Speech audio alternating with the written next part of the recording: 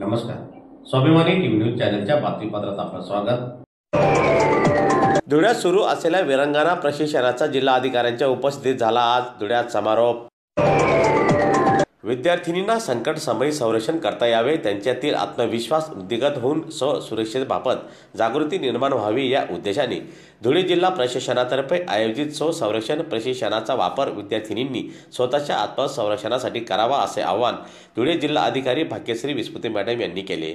दरम्यान राज्य राखीव पोलीस दलाच्या मैदानावर सुरू असलेल्या 3 दिवसीय वीरांगना प्रशिक्षणाचा आज समारोप झाला.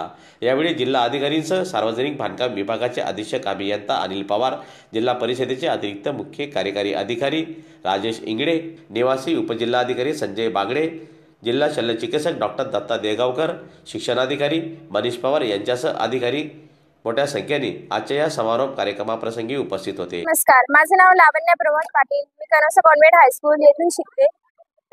आम्ही या प्रसंगामध्ये आपल्यावर काही संकट वगैरे आलं तर आपण त्याच्या समोर कसं लढावं, आपल्याला काय करायला पाहिजे हे सगळं आम्ही इथे शिकलो.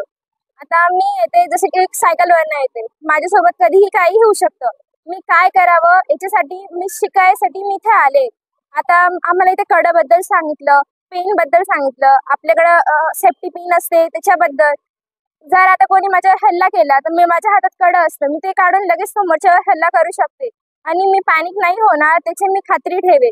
जर कोणी मला किडनॅप करायची घोषित केली तर मला त्यांनी हातांचे भार वगैरे सांगितले, मी त्याच्याने त्यांना समोरच्याला घातक करू शकते आणि वार केल्यानंतर मी लगेच पडून पोलीस स्टेशनकडे जाऊन त्याचा मोबाईल घेऊन ते दाखवू शकते की याने माझ्यावर हमला केला. आणि जर चुकून माझ्याकडनं त्याचा मृत्यू झाला तर त्याच्याबद्दल काही काळजी घेण्यासाठी गोष्ट नाही, माझ्यावर कोणताही केस फाईल होणार नाही, कारण की मी स्वतःला वाचवण्यासाठी त्याच्यावर हमला केला आणि त्याचा मृत्यू झाला. त्याच्यामुळे मला काही घाबरट वाटणार नाही आणि हे सगळं शिकली मी. आणि मला जे घाबरट होती, जे मला असं वाटत होतं की नाही मला या जगामध्ये कोणीही काहीही करू शकतं, याची मला खूप भीती वाटत होती, हे सगळं दूर केलंय आमच्या कलेक्टर मॅडमांनी. त्यांना सगळ्यात पहिले मला धन्यवाद द्यायचा आहे की त्यांनी या मुलींसाठी विचार केला.